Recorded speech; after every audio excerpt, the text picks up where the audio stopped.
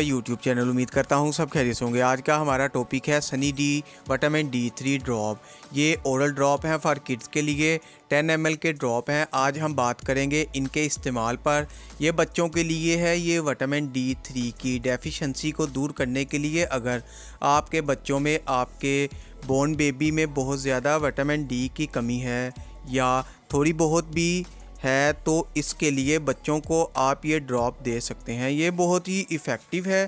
आम तौर पर बच्चों को विटामिन D3 की कमी हो जाती है, जिसकी वजह से वो जल्दी चल नहीं पाते, उनको क्रोलिंग वगैरह करने में भी परेशानी होती है या दांत निकालने में उनको टाइम लग रहा है।